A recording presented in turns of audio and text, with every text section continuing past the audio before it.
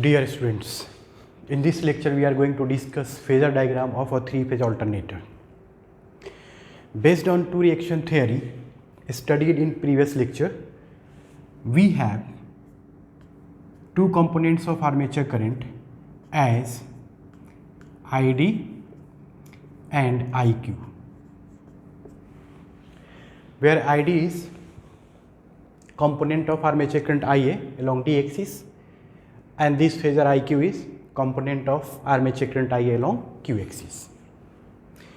And the drops due to armature reaction and leakage reactance along D axis and Q axis may be written as J IDXD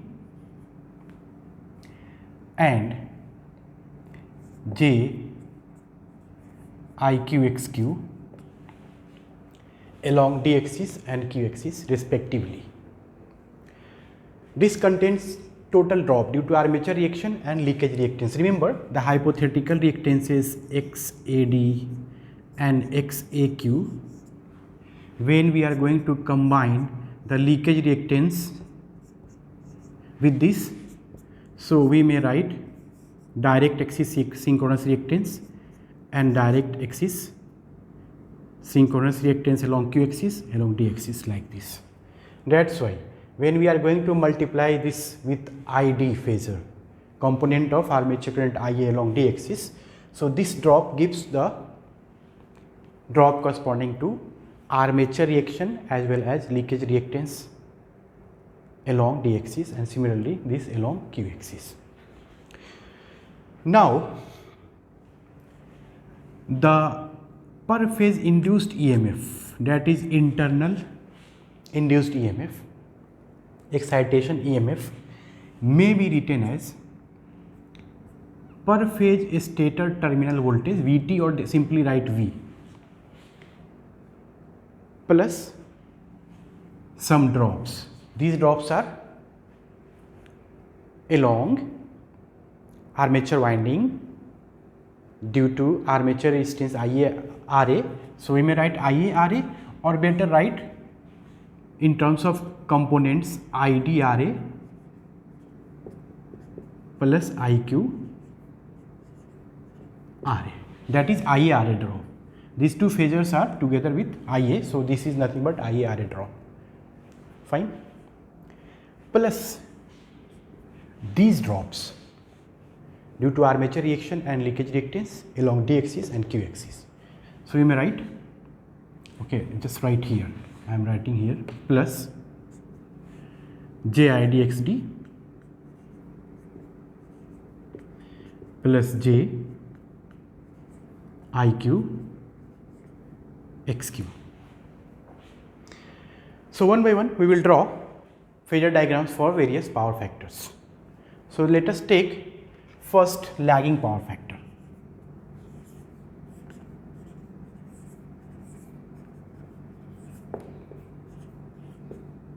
Lagging power factor case. So obviously for salient pole, then we will draw for cylindrical. So for salient pole we have equation in front of us, because for non-salient pole, that is cylindrical, these two are equal. So together we may write XD is equal to XQ is equal to XS, right. So as usual, let us take reference as V phasor,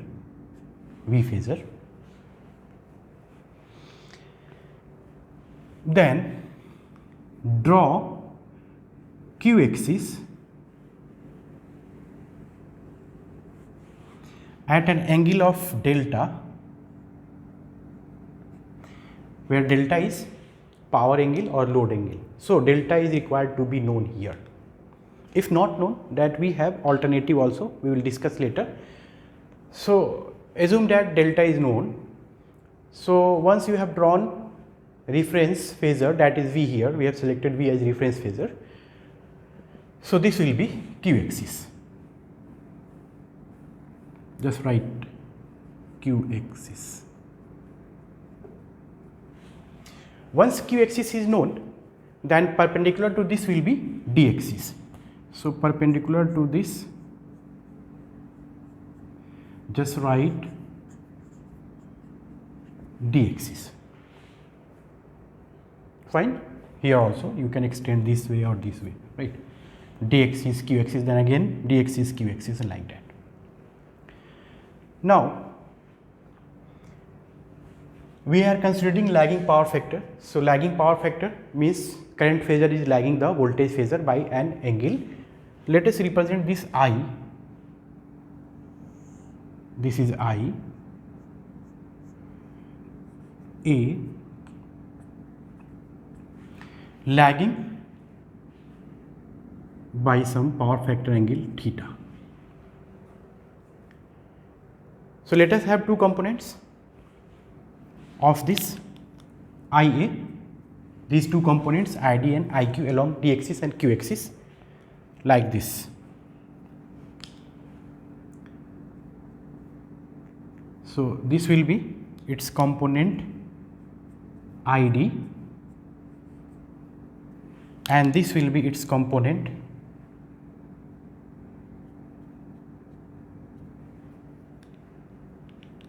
IQ. This will be its component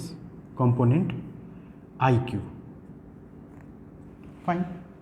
We have taken this projection along d axis, that is ID, assume it perpendicular, and this is 90 degree. So projection along q axis IQ, component of IA and IQ. Now we are going to draw this ID RA drop. So RA is a scalar quantity. So this drop will be along ID and ID is along this. So from in V we are going to add this drop. It means along this we will add this. This is, you may write ID RA. Now add this IQ RA. So RA is a scalar quantity. So this drop will be along this phasor IQ and IQ is along this. So IQ RA will be, fine, or you may write IA RA along this.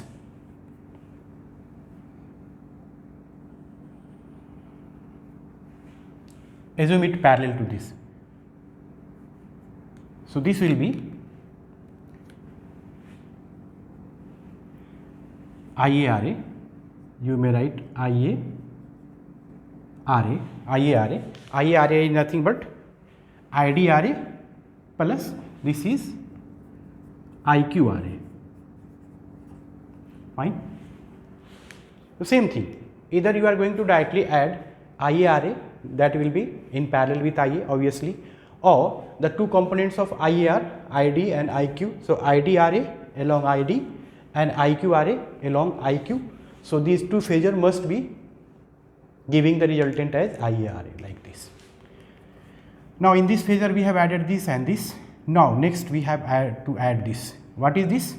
J times ID XD. So J operator rotates this phasor by 90 degree in anti-clockwise direction. We know it very well. So if this is ID, so J ID will be perpendicular to this, right? So perpendicular to this will be along this. So just write here perpendicular to this. If you will extend, it will cut here by 90 degree. So what is this? JID ID XD. Fine. So we have drawn this JID XD. Now next will be JIQ XQ. So IQ is this way. So 90 degree rotation will give this, means parallel to D axis. So from here just extend this. Okay. Better to extend this. This is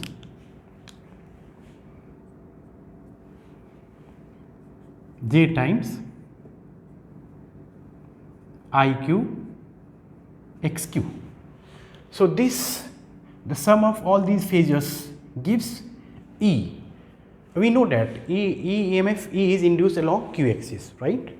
we discussed in previous lecture. So this is our per phase induced EMF or no load EMF E.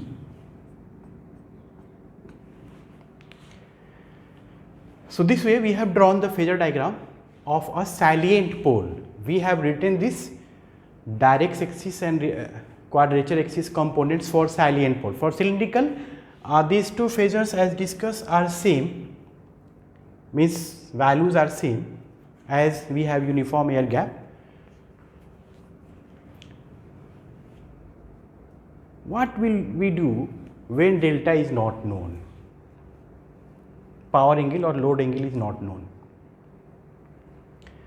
If delta is not known, then we have one alternate method.